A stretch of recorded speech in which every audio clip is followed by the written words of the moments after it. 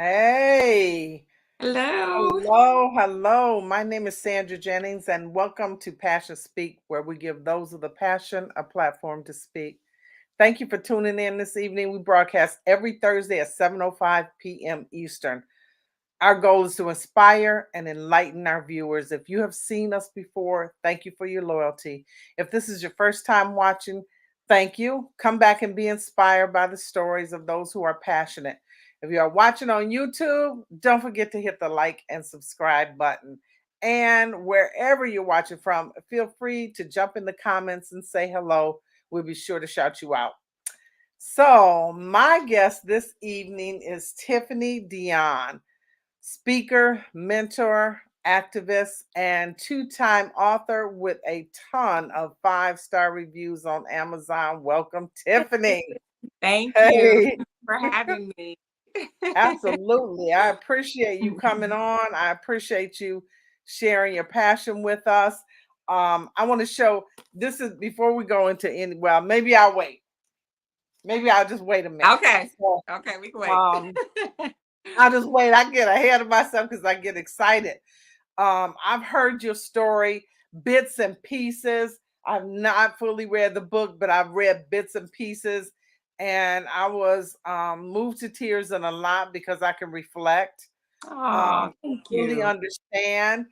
We're gonna talk about this later. Your 2 points that you got that where you said these are the reasons. But anyway, let's just go.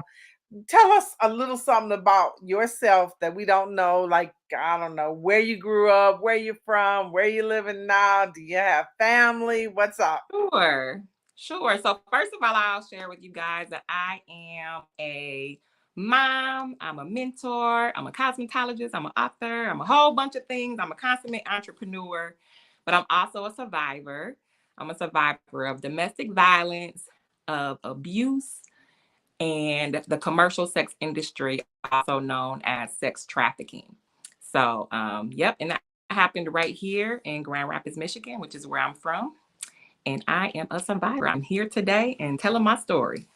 You telling your story, and you've told Yeah. that story, and a lot of us are very familiar with your story. Before we go into your story, I want to just touch on because I don't want to miss this part. Um, jump across all the abuse, and now you're into your restoration period. Right. But what are you doing like right now, business wise? And you have daughters. I do. I have 5 daughters and I have so many businesses. I have more businesses than I have children. So I am a cosmetologist. I have a clothing line, which is what I'm wearing right now, the Restore clothing line. Okay. I have a body contouring studio. I'm an author and a speaker, and a couple other things are in the works as well. Okay, beautiful. Yeah. And that's your cosmetology is your core primary mode of funding your family. Are you single Yeah, parent at this cosmetology. point? Actually, I would say cosmetology and body contouring. They're about neck and neck right now. Really? Body Yeah. contouring, huh? Yes. Yes. And it just, that really lines up with your passion and your memoir about, empowering women, especially Yeah. those who have encountered domestic violence or abuse or have been sex trafficked. And I can't wait to get into that um because somewhere we were talking about, I don't know if it was you or if it was a previous guest, we're talking about the world's view of sex trafficking, like bind me up and wrap me up and throw me in the back of a white van and take me Right. off to another country and sell me to a sheik. Well, I got news for you. For sheik, I am not the property, right? Right. For a sheik. Exactly. But Exactly. I am the property, potentially, as all women are, for the kind of sex trafficking that you endured. So what kind of life did you have growing up? Did you have a traditional? So it's hard to know what traditional is when you didn't really experience traditional. I had 2 parents that really loved Ye- me, and I have Yes, that's what I'm 3 older. talking about. Love. Yeah, You had yeah. love in the house. I That's the had love. main thing. Yeah, I have 3 older brothers, and grew up in Kentwood. I went to East Kentwood High School, and Right here in Grand yeah, Rapids. yeah, right here. Yeah. So I did, in that respect, I did have a traditional upbringing. Okay. And Mhm. so you were kidnapped at 10. Now, that's in your books, but that is not, that contributes. Let me get this right. It contributes to your trauma, but Right. it's not part of the sex trafficking. It like creates a path of almost vulnerability for you. Absolutely. So I was kidnapped when I was 10 years old, and that experience, I was gone for about a year. That experience almost kind of labeled me. Like, you ever just seen a teenager and they just have prey across their forehead because they've gone through so much. They're so hurt and they're so broken that predators can just take advantage of them because of what they've been through. And predators kind of seek out kids that are have gone through things because they're like almost like borderless communities, right? Like they don't have Mhm. protection and safety because those walls have been broken down. And so I just became prey after, even having that horrible experience. That must have been horrible for your family to have you Absolutely. gone for practically a year at Yes. such a young age. Mm-hmm. Yep. And So, so that is in my book. It was a really, really hard experience. My family was really broken. When I came back, they were really broken. And I would say, especially at that time, and especially in the African American community, we didn't heal well, right? So we didn't think to get counseling and deal with the things that had happened to us, just kept it moving. And we're known as a resilient group of people, but we also have scars and wounds that need to be cared for. And so those things did not happen. We just kind of kept it moving and still have those wounds. so now you come home, you're 11, 12, and now you're this young, you're not a normal 10-year-old or 11 or 12-year-old. Now you are, for all practical purposes, you're a woman because you've had to fend for yourself or at the hands of people who didn't have your best interests at heart. Right? So now you Hmm. got, like you say, you got that thing on that tag on your head that says, "I'm vulnerable here. Try to abuse me or take advantage." And narcissists, they see that. They, It's like they have X-ray vision. they definitely do. What's interesting about what you just said? I was with someone that did love me and care about me, but that didn't make the wound not hurt, right? It Because didn't you didn't make want to the be there. it didn't make the wound not hurt and it didn't make it cut any less deep. And so when I came back, and that almost played a part in me being prey because I didn't have a good understanding of boundaries and how can somebody love me and care about me but then hurt me so badly at the same time as well. And so when Mhm. I would encounter people who I felt like were good people but I wasn't quite sure, I didn't have a good recognition of what good and bad really was. I operated in all these shades of gray, and Mhm. it was very easy to take advantage of somebody who's operating like that as a child. So, in one of your, I forget where I saw it or read it, you talked about there were two reasons, might have been Instagram.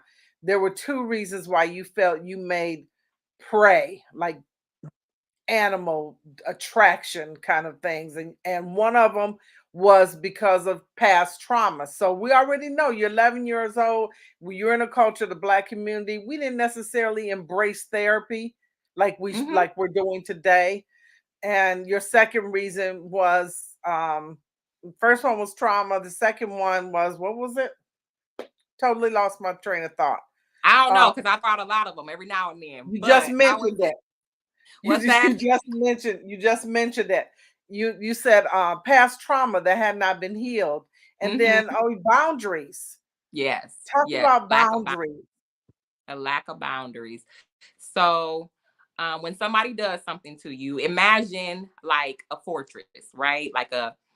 We've all seen Disney princess movies, right? And Mhm. so, in any Disney princess movie, you have a princess and she's all happy and having a great time. And the beginning of the movie is great and wonderful and beautiful, and birds are chirping and everything. And then something happens in the kingdom where now you have to fight to get back to what originally was, right? And so Mhm. every kingdom has walls, and in order to get to the princess, you have to go through the wall. So with children, the walls have come down some type of way, whether it's domestic violence, sexual assault, some type of abuse, even emotional abuse. Those walls have come down, and sometimes you can't see it. Sometimes you don't see it. Like my teachers, I was very high functioning as a child. I always aimed to please, and so my grades were good because I didn't want to make nobody upset. Mhm. I wasn't bad. I wasn't a bad kid in respect of like acting out in class. So I didn't look like anything was wrong on the outside, but my emotional walls were down. And so when, men, adult males were coming to prey on me, like I said, those boundaries were down of right and wrong. And does he really like me? And should he be doing this? I kind of feel uncomfortable, but I'm not sure. And I don't want to say no because I don't want to make him mad. And so by those boundaries coming down when I was taken and not being with family and all of that, that just made it that much easier for adults to prey on me. So then later, twice in your teenage years, you were victim of sexual assault, one way or the Mhm. other. Right.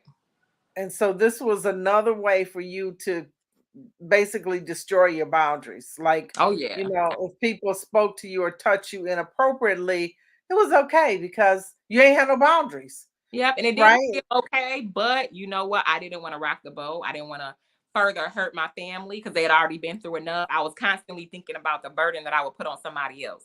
Like I'd already put this weight on them by being gone. I knew that they were sad that I was gone. So I don't want to tell that something happened to me. I don't want to make them sad. I don't want to upset the person who did it. Like I was constantly aware of other people's feelings and not wanting to make anybody upset. And so I just said absolutely nothing, and I stuffed it all down. I was angry and I was sad, but I didn't want to put that weight or that burden on anybody else. Okay, so I'm going to bring in your book. This is the first of your memoir, Restore, A Lost Girl's Journey to Hope. And Hmm. it's a really good book. It's talking about your story in story form. Yes. And you just talk about a lot of what I found interesting about the book was that you talk a lot about what seems normal to everyday girls. Like, Right. this is normal for me. I Yeah. did that. Oh yeah, I took that backpack and put it up on my shoulders and went off to school just like that. And oh, we talked about the party we were going to go to after school, and that it just, you normalize being a child or being a young adult here. Um, Right. And you know what? Like you said earlier, a lot of people have the impression of trafficking. Like a lot of people have seen the movie Taken with Liam Neeson, and they're thinking, in another country somewhere, a van pulls up, there's a girl in chains and in bondage, and you got to hurry up and get to her. And for the United States, domestic trafficking just really does not look like that a whole lot.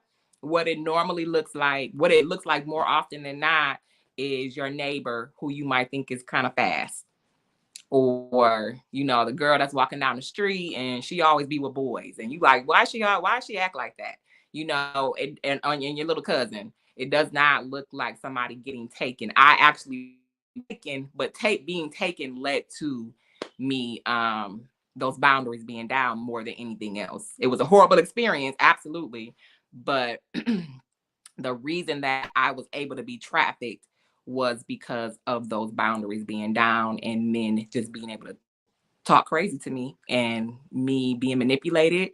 And my bondage was much more mental and emotional than it ever was physical. mm. Yeah. Okay, so after your teenage years, when you were fully introduced to sexual trauma, you Hmm. went on to what felt like a normal life to you, starting a family and finishing high school, and then going on. And when you were in cosmetology school, you met some people who did not have your best interests at heart. Can you tell us Right. the story around that? Yes. So I will give you some of that story because that is book Oh, 4 and it's a good one. It's a really, really good one. okay. Um, So I was in cosmetology school. By this time, I had 4 children. I had 2 different fathers at this point, and life just sucked. It absolutely sucked. And I would start and stop all the time. I would go to college and then drop. I would start a job and then quit. And so again, I looked like everything was fine, but on the inside, had so much turmoil and had never dealt with any of the things that had happened. So I was just really, really struggling emotionally and wondering, like, even my father, people around me would be like, why can't you just get it together? Why can't you just do what you need to do and get it together? Mhm. And so I would strive to get it together and then drop and quit and fail. And so I was like, I'm going to go to cosmetology school. I have to make some money. I got to take care of these kids. I got all these children, and I'm going to get it together. I'm going to go to cosmetology school. And once again, it was getting really, really difficult to continue. I didn't have any money, and it was just really, really hard. And I still had pray written across my head. I was just a little bit older. That's all. Mhm. Nothing had changed emotionally, but I was just a couple of years older. And so in cosmetology school, I met a man who was the most, at the time, amazing person I had ever met. He could light up a room. He would walk into a room and become best friends with everyone that was there instantaneously. Everybody loved him. He was the life of the party. He could make everybody laugh. And he liked me. And that's where the last part of my journey with exploitation began. He liked me. I thought he liked me, and I was enamored by him. I held on to every word that he said, and I just loved to be around him, and I thought he loved to be around me. And I did not realize and I didn't recognize the signs of being used and manipulated until it was much too late. And so I would say that exploitation with him started with a need, me having a need, and him seemingly being able to meet that need and fulfill that need with a proposition, right? And so that led over into psychological abuse and mental abuse and ultimately physical abuse.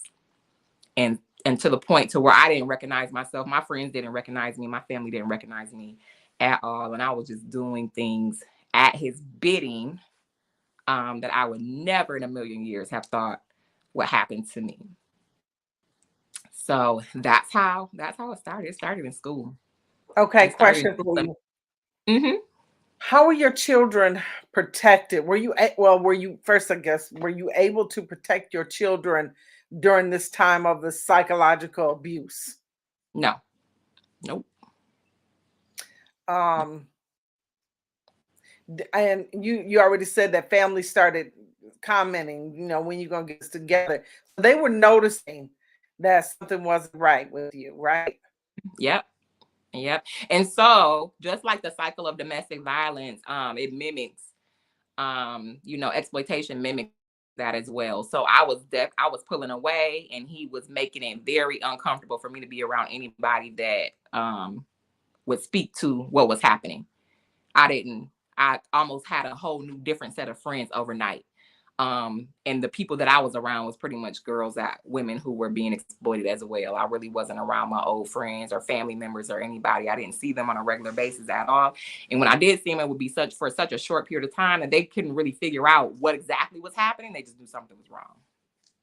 So what you're saying is isolation is a big part of the abusers' old modus operandi. You got to separate. Yes. They got to Yep. separate you from your friends and your family and what you know to be normal, and give Right. you a new normal. Right. And And, so there'll be and times where I was in school, and so I was going to school periodically. I didn't go a whole lot, but I was going periodically. And in school we learned how to do makeup, and I learned how to do um fashion makeup. And so I would have black and blue eyes and purple lips and things of that nature. And I learned how to mix colors to where I could hide the bruises. And so I remember going to a salon one day and somebody pulling me to the side and saying, "You have too much yellow in your makeup." You have Wow. too much yellow in your makeup and we need to talk. And so we were having a conversation in the back and I was just crying. And she was like, I don't know what to tell you. We weren't close. Me and the young lady, we were not close at all. Mhm. And she's like, I need you to get out of this situation. I don't know how to help you, but I need you to get out of this situation. And so I just got, what I did was I got better at mixing my makeup at that time. Yeah. And they have such a strong hold over your emotions. The abuse and the exploitation, it starts off, like I said, he was such a charismatic person. People to this day apologize to me for not seeing back then what they see now. Um, because he was just such a like, it was just a thrill to be around him.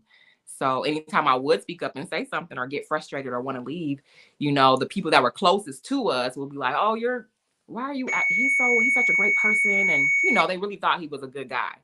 Mhm. Um, those that were close to him. Hold on 1 second. I'm gonna open my door Okay. really. Sure. Give me a minute to digest that last comment. Woo. Oh my.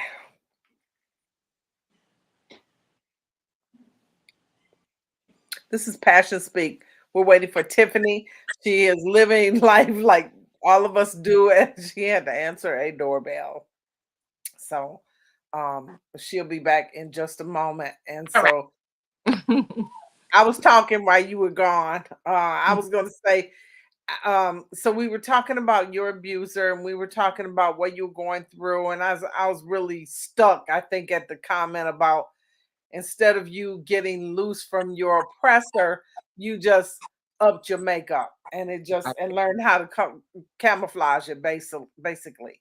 Yeah. Um, on the back of your book, it reads, "Her superpower is inspiring women and youth to overcome brokenness and live a life of purpose." In her free time, you can find Tiffany on social media talking about relationships, the funny things her kids do, and sharing her inspirational stories with the world.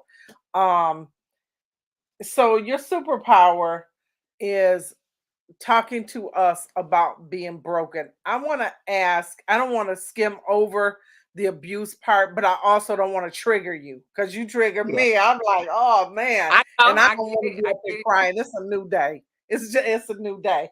So what was, in your opinion, what was the straw, the straw that broke the camel's back, as they say, or the moment when the light came on, you were like, wait a minute, wait, was it a process or was it a instant thing? I mean, did God like come through the ceiling? Do you remember?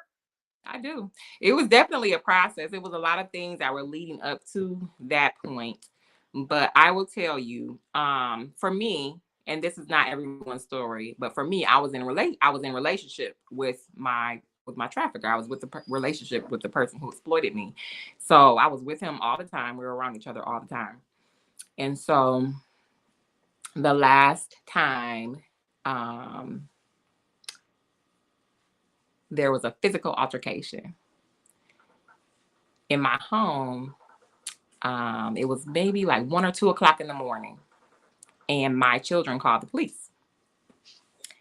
And the person left the home, and it was really, really bad, and really, just really, really bad. The person left the home, and me and my children were sitting there waiting on the police to come. The police come in, and they're talking to us, and they're taking our statement, and we're just giving the statement like this, how me and you are talking right now. And the police officer wasn't writing anything down. He's just looking at us. And there was two of them. They were just looking at us and they're kind of surveying the situation, looking around, and they weren't writing. And I'm in my mind, I'm like, why aren't they writing anything down? And in hindsight, I can say now, because we looked way too calm. We looked way too calm. But that was because that was our norm. That was like every day. Mhm. Right. And the officers, like, I could think it kind of blew them a little bit. Like, why is this woman sitting here with her children and there's no tears or anything? Like, we're just sitting there. And it had been a really, really bad occurrence. And so finally, the officer looked at my then maybe 11 or 12-year-old daughter. And he said, "What made you wake up tonight?" Because she had fought him off of me. And she said, "I always wake up when my mom is in danger." Mm. And we had lived in danger for so long that we just had a flat affect. Fighting had not didn't phase us anymore. Like it hurt, but there were no tears. There's no more tears to cry. And when she said it, it like a light went off in my heart. Like this is crazy. I can't keep doing this to my kids, and I'm not going to keep living like this anymore. For her to feel like she has to protect me in the middle of the night, like she can't even get a good night's sleep. At 12. At Mm-hmm. 12 years of age. Yep. Taisha, Taisha, I feel you, girl. She said, "Lord," I mean, I felt that when your baby, those are those are light bulbs for us. You know, we got to make a change because now you're starting to see how it affects your children Mm-hmm. and how And so there were several calls to the police. There were several occurrences of me telling them, "Oh no, he didn't do that. He didn't do, what I said he did the other day. That didn't. It wasn't that bad. There were so many times where there was law enforcement intervention, and then I would backtrack and not show up to court or, not follow through. So Taisha's saying, I can relate, and today is a new day. I'm so proud of you, Tiffany. thank you, Oh, girl. Yeah. thanks a lot. So, so go on, just more on the Yeah, so story. all those times, I would backtrack and people would get mad at me. Like I know a probation officer, his probation officer at that, like cussed me out one time because I was like, I just was not cooperative when I could have been. And so, I understand the plight of young women. Like when you're in bondage, whether it's mental, physical, or emotional, it's all bondage. And so when my daughter said that, I said, okay, I'm going to make a change. He was taken out of the home that evening and we did not look back. So, what made you write the book in the So, series of books? right. So that's a story in and of itself. The following day, I felt like God put it on my heart, like you need to write. And what's interesting is the guy would always tell me, like, you got to write your story. You got to write this. This is crazy. This is insanity because he was that personality, that big personality. And he would Mhm, tell me often, like, I'm gonna sell more books than you. When you write mhm. your story, sell more books than you. And so the following day, I felt like God was putting on my heart to write. And my life is in shambles. Like everything is broken and messed up, and I feel horrible. Why would I start writing right now? But I did, and I wrote it like in journal form first. I think I need to see myself and see where all of this came from, how I can make this decision because it didn't happen overnight. So how did I get here? And every page that I wrote was like a healing balm. And so Mm. here I am 10, 11, no, maybe 12, almost 12 years later. And so that's how I was able to overcome what God was saying. Write a little bit more every day. Write a little bit more. Tell me a little bit more about what you did and And why you're you. still writing. Mm-hmm. You're still writing and releasing. And like I said earlier, you guys got to check her out on Amazon. She got a ton of 5-star reviews because the stories are, it could be anybody. Could be anybody. Because we just take you out and put us in, schoolgirl type Yeah. stories. At least in the book that I read, I didn't get as far as in the Yeah. second. Yeah. Um, But they're very normal, like you said, normal occurrences. And you take one step in the wrong direction and it just leads you to the next step. Nobody ever goes from A right to Z. You go from A to what B. are some of before we get off? I don't want to lose you without asking this question. What are some of the red flags, or I'm I don't know, 15, 14 maybe, with or without sexual assault in my history. But what are some of the red flags, or what are some of the things that I can do not to fall into that same trap? Or what can we teach our daughters and our granddaughters? Like this is what you So want to look for. So what I talk to kids about a lot today is, um, man, when I'm looking at a kid and I'm thinking like, man, something's wrong. I'm looking for that, just that broken spirit, that feeling of nobody understands, nobody loves me. Mhm. And for girls, when we feel like nobody loves us, we want a boy or a man to fill that void. And so if I could speak to that void, then I could probably save that girl. Right.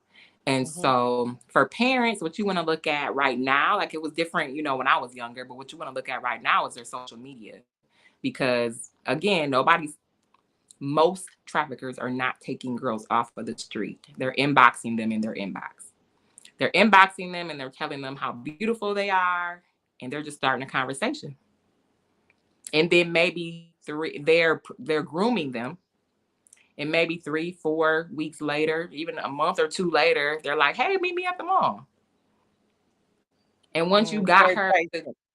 mhm, yep. And once you get her to rebel and do something outside of her norm that she wouldn't do normally and that she's not supposed to do, and get her reliant upon them to meet an emotional need, Mhm. then you can almost get them to do pretty much anything. And it's just suggestions and um just speaking to their emotions, speaking to their heart and the brokenness that you can almost tangibly see. We can see when kids are broken. Mhm. And so how do you fill that void? And so check their social media You said often. something that was really key though. You said that get them to rebel. Like I feel Mm, like if a predator gets them to rebel once, then okay, now he's not going to let up. yeah, And don't be deceived. Just because we're saying he doesn't mean a she won't do the right, same thing. right. And so you can insert she into this situation. I'm just saying he because that was my experience. Mhm. So you could definitely Mhm. insert she. I worked with a young lady before who was aging out of foster care, and she was in a group home and she did not want to speak with anybody. I've shared this story a couple of times. She did not want to speak with anybody. She didn't. I had a group of girls who were exploited, and she didn't want to come to the group. And they're like, Tiffany, please, can you please just come speak to her? And we think she'd really benefit from you. But she was so mad and bitter and just angry. And so I was like, okay, I'm gonna go and I'm gonna go and speak with her. And I had her own group. I catered to her at her group home, and she was so mad she did not want to talk to me. Mhm. So we're sitting there talking. I said, can I share my story with you? So I started sharing my story. And as I was sharing my story with her, she started to relax. And she's like, okay. And again, my story, like you can insert a lot of women into my book and say they've had similar experiences, right? And so Mhm. she's relating. And so when I get to the end of what I had to share, she was in tears. And so she was like, can I tell you something? And I said, yeah, I knew why she was there. I knew that she had been exploited. Everybody that I worked with had been. And she started to tell me about her pimp. And she started to tell me about an incident, the worst incident for her. Now, I knew her story. I knew she had been through horrible things, horrible assaults, attacks, and all kinds of things that the girls that I work with have been through.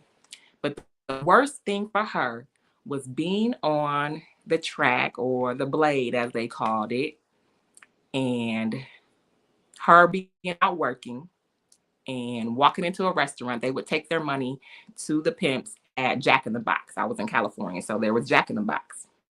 Take their money inside the Jack in the Box to their pimp. And she took her money inside and she was waiting on him. And he came with another girl, took her money, and went and bought the other girl something to eat. And as she's explaining this story to me, she's bawling because it was more important to her that he see her as valuable and as somebody that was necessary, Mhm. and that he would care for her emotionally and not bring this other girl around her.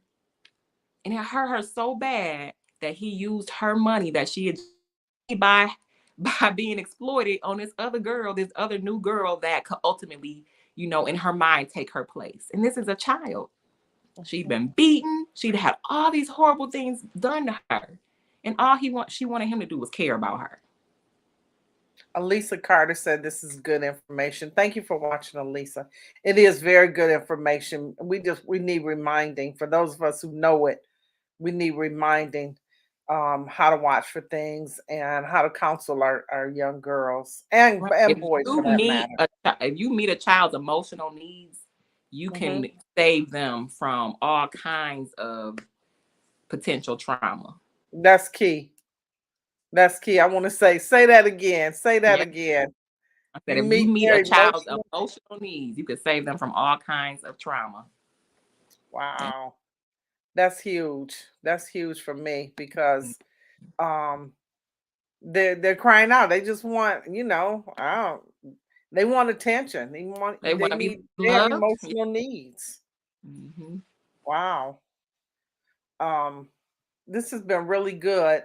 Is there some part we can't be all night, even though I would love to be all night and learn how to watch for predators, but do you have any parting thoughts that you want to leave us with, how we can again watch for those red flags for our girls, or how we can even protect ourselves?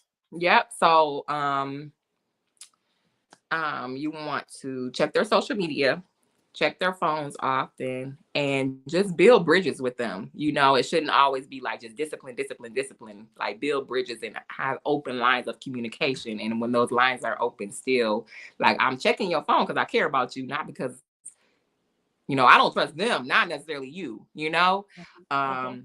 Just leave those lines of communication open and be mindful of new friends, new people and that are coming into their lives, older men that are, hanging out with younger girls, all those things. When my kids go somewhere, I'm going too.